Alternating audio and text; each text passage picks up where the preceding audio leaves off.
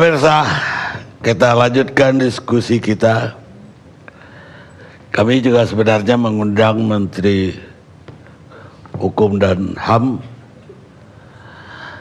tapi beliau mewakilkan lagi ke Pak Muzakir sebagai anggota tim perumus.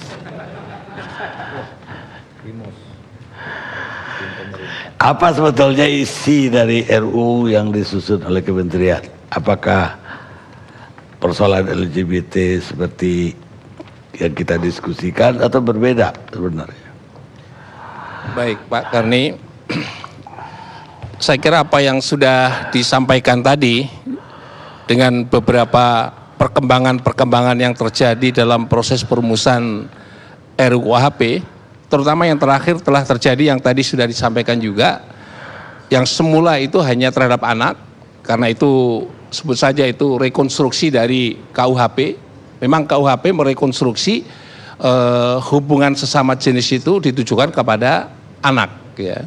Anak dulu usianya sesuai dengan undang-undang yang lama, sekarang anak dalam konteks ini disesuaikan dengan undang-undang yang baru, ya. Itu di DPR atau di RUU? Ya, itu dulu awal mulanya seperti itu. Terus kemudian perkembangan yang terjadi, ada DIM dari semua fraksi sudah disampaikan, disusun kembali, dirumuskan kembali, lahirlah satu rumusan yang tadi sudah disampaikan, yang terakhir yang sampai sekarang yang belum deal masih dalam konteks perumusan itu, yang rumusan tadi disebutkan bahwa itu juga berlaku terhadap hubungan seksual sesama jenis, itu juga berlaku terhadap orang yang berusia 18 tahun dengan syarat-syarat tadi sudah disampaikan.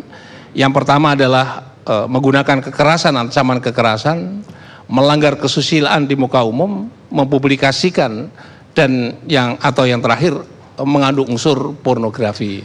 Itu yang sampai yang terakhir. Memang benar tadi sudah disampaikan bahwa kami memonitor dari pemikiran dalam kerangka perumusan ini, sebaiknya ada genus deliknya, gitu ya.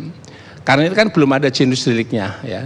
Genus delik itu artinya dasar yang delik dasar yang mendasari tentang perumusan perbuatan itu, ya. Yang tadi sudah disebut, seharusnya mendasari genusnya itu adalah larangan untuk melakukan hubungan seksual sesama jenis, ya, atau melakukan perbuatan cabul sesama jenis.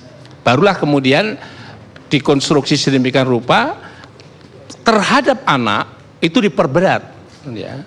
Pemberatan ditambah lagi jika anak menimbulkan luka-luka berat, kalau anak itu sampai mati diperberat kembali. Jadi konstruksinya seperti itu. Jadi kalau boleh saya sampaikan secara sistematik rumusan yang terkait dengan, saya selalu mengatakan hubungan seksual sama jenis, saya tidak menggunakan istilah LGBT karena rumusan bahasa hukumnya itu adalah hubungan sesama jenis, ya. Nah, atas dasar hubungan sama sejenis ini sesungguhnya paralel dengan hubungan laki-laki perempuan atau berlainan jenis, ya. Jadi kalau di situ ada genusnya zina, gitu ya, kemudian lanjutan terhadap anak diperberat dan seterusnya, pemerkosaan juga diperberat dan seterusnya. Ini juga sama juga seperti itu. Ya, cuma tadi yang saya ingin sampaikan bahwa susunan dari genus delik di dalam perbuatan cabul atau hubungan perbuatan cabul atau sama jenis tadi, itu genus deliknya itu ada prasyarat yang sudah disampaikan tadi, ya, yang sudah saya bacakan tadi. Nah, inilah yang terakhir menjadi perdebatan yang menurut saya atau menurut dari konstruksi hukumnya, kalau itu sejajar dengan zina, saya kira tepat sekali. Jadi ada perkosaan di sini, ada perkosaan untuk melakukan cabul terhadap anak, ada terhadap dan pemberatan dan seterusnya. Saya kira tadi sudah disampaikan. Mungkin hari ini saya di samping membantu sebagai tim ahli untuk merumuskan ini, tapi saya senang sekali di antara anggota Dewan yang terhormat telah mengkonstruksi sebuah pemikiran yang menurut saya ini sesuatu yang baru. Teman-teman mahasiswa bisa berpikir yang beliau sudah lakukan seperti itu. Yang paling saya senang apa? Ketika berbicara norma hukum pidana, dimasukkan di dalamnya namanya berbicara nilai hukum. Secara implisit juga berbicara asas hukum tadi, tetapi secara implisit juga berbicara di dalamnya adalah norma hukum pidana plus tekstual atau teknik perumusan legal drafting dalam masuk dalam RUU HP ini. Ya. Jadi menurut saya ini suatu cara pendekatan yang lengkap, sehingga tadi sudah disebutkan juga adalah kita berbicara sistem nilai nasional. Ini yang sangat senang sekali karena saya selalu menyampaikan doktrin yang terkait dengan masalah rumusan hukum pidana. Nampaknya ini tidak begitu respect teman-teman yang lain untuk model berpikir yang saya lakukan. Tapi sekarang hari ini saya senang sekali. Jadi ini akan jadi model. Kalau pembuatnya saja sudah memikirkan kita akan mempunyai nilai-nilai yang hidup di Indonesia bersumber dari nilai Pancasila, ya itu amanat dari Undang-Undang Dasar, sebetulnya amanat dari Undang-Undang Nomor 12 Tahun 2011, terutama Pasal 2 bahwa Pancasila itu adalah sumber pembentukan hukum negara gitu. Dan ini sudah dipraktekkan dalam satu konteks ini. Kemudian dengan cara itu menurut saya kita akan menjaga keindonesiaan kita sekaligus kebinekaan kita dalam konteks bangunan sistem hukum nasional Indonesia. Mungkin ada satu lagi dalam meramu tentang kebineka tunggal ikaan hukum itu adalah adanya pasal 1 itu legalitas formil, adanya pasal 2 itu namanya legalitas material yang mendudukkan bagaimana persoalan hukum yang tidak tertulis Indonesia itu juga diakui. Sehingga dengan demikian akan meramu satu kesatuan yang istilah bahasa saya dan mengutip dari guru-guru saya, maka lahirlah di Indonesia itu bukan hanya kebinekaan dalam konteks kebineka tunggal ikaan dalam konteks sosial, dalam konteks politik dan sebagainya. Justru ini yang menjadi menarik adalah kita akan membangun yang disebut sebagai kebineka tunggal ikaan hukum. Ya, atau sering juga disebut kebineka tunggal ikaan yuridis. Beragam hukum di daerah-daerah tapi disatukan dalam konteks sistem hukum nasional Indonesia. Nah, kalau kita bicara konteks sistem hukum nasional, lantas bagaimana Pak Karni? Saya ingin sampaikan bahwa hukum pidana itu tidak bisa lepas dari cabang hukum yang lain ya. Dalam konteks kesusilaan atau masalah hubungan seksual, kita punya namanya Pasal 29 Undang-Undang Dasar 45, kita punya namanya adalah Undang-Undang Nomor 1 Tahun 74. Sehingga kalau itu dilarang, paralel juga saling menunjang dan mendukung tentang eksistensi Undang-Undang Perkawinan Undang-Undang Nomor 1 Tahun 74, terutama Pasal 2. Demikian juga terkait dengan masalah larangan perbuatan cabul sesama jenis. Itu juga mendukung dan terkoneksi dengan dukungan nilai terhadap keberadaan Undang-Undang Nomor 1 Tahun 74.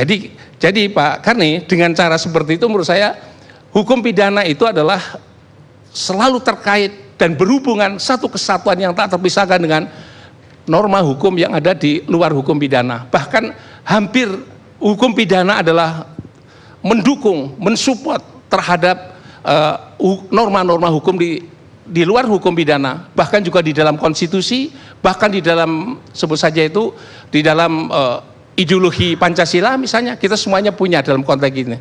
Jadi atas dasar pemikiran yang sudah saya sampaikan tadi Pak Karni, jadi kalau misalnya nanti ada pembahasan berikutnya masih dilakukan, ya sekali lagi dengan menghargai perbedaan pendapat, semestinya ada genus delik untuk perbuatan cabul gitu ya. Tapi itu tidak ada dalam RUU kan? Sudah adanya tadi disebutkan Pak, di dalam perubahan yang sekarang lagi dibahas itu adalah dalam pasal 495 ayat 2 sudah dimasukkan juga. Ya, tapi cuma tadi penegasan yang singkatnya itu belum gitu ya. Menurut saya kalau itu ada yang tadi katakan jangan masuk ke pidana dulu, saya sependapat tadi dikatakan kebijakan dalam penegakan hukum adalah ultimum remedium ya, khusus untuk genus deliknya itu. Baik, terima kasih Pak Khairul Imam.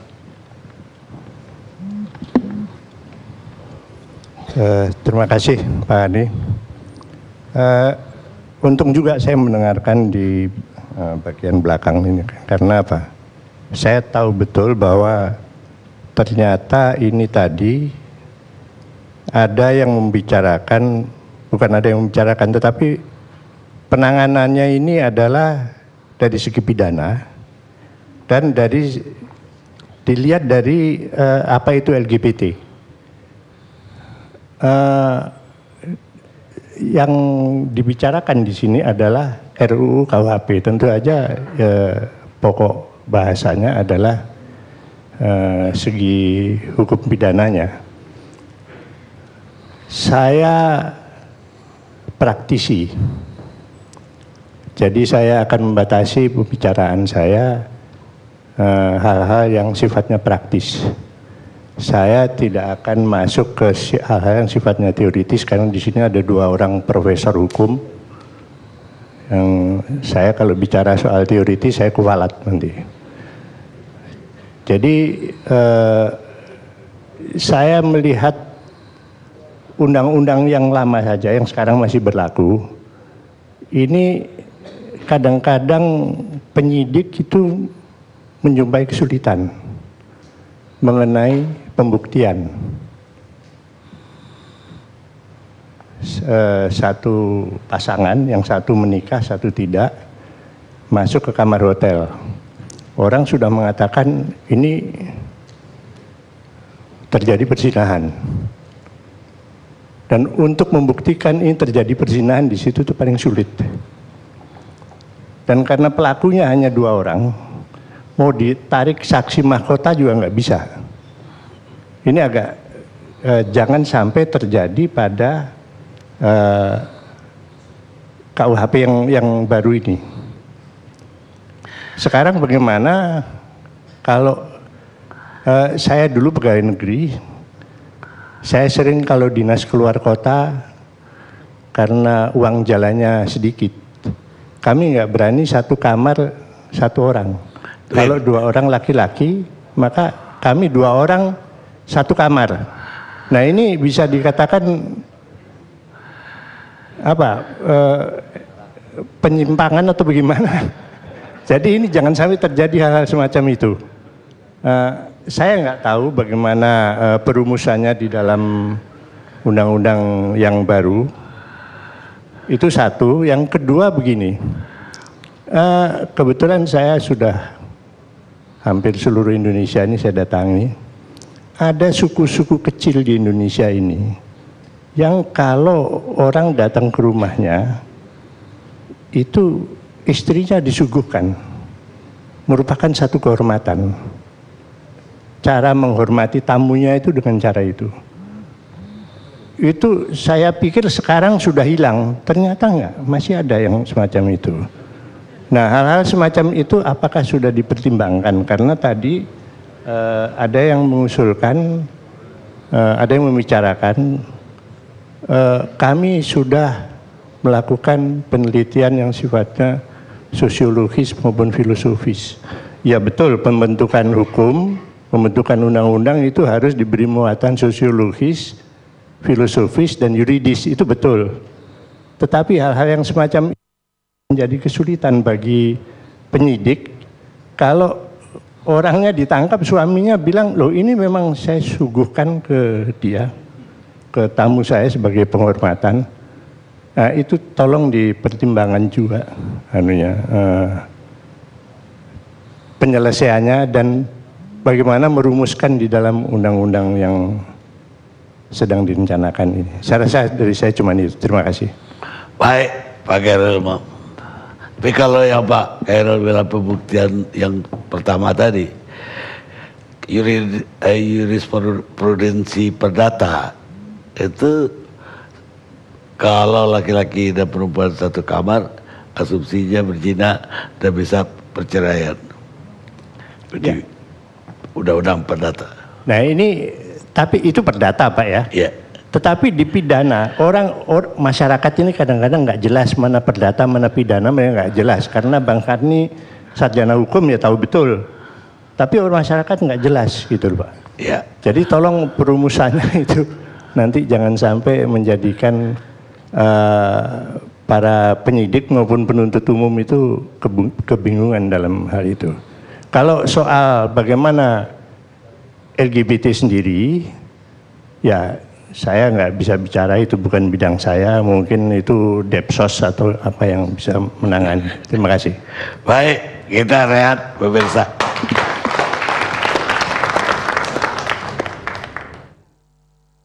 kita tinggal di negara kesatuan Republik Indonesia. Ya.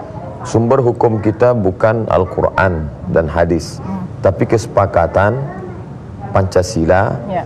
Undang-Undang Dasar 45, kebinekaan. Ada kesepakatan kita untuk menerapkan suatu hukum, dan hukum ini mengambil aspirasi dari mayoritas, hampir dikatakan seluruh mayoritas. Saya tidak bercerita mayoritas Muslim, Ya. mayoritas Katolik menolak hubungan ini. Bisa dilihat dari pernyataan Bapak Frans Magnus Suseno, Ya. bahwa Katolik pun menolak hubungan ini. Begitu juga dari agama. Saya kira agama-agama menolak hubungan ini. Oleh sebab itu, hukum itu menyerap aspirasi kalangan yang menolak tadi. Oke. Maka mengkristallah menjadi sebuah hukum. Hukum tidak berangkat dari nol. Hukum kesepakatan orang banyak. Sepakat orang Eropa bahwa ini baik. Apa salahnya toh? Mereka hidup dua orang, tidak mengganggu orang lain, semua senang. Setuju dengan ini baik? Baik. Bagi mereka. Tapi kita orang-orang yang beragama, ketuhanan yang Maha Esa. Itu kesepakatan kita bersama. Dan setiap agama menyampaikan pesan bahwa hubungan ini tidak baik.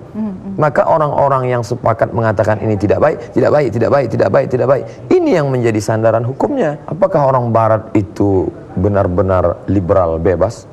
Buktinya kaum nudis tidak semuanya bebas di berbagai tempat.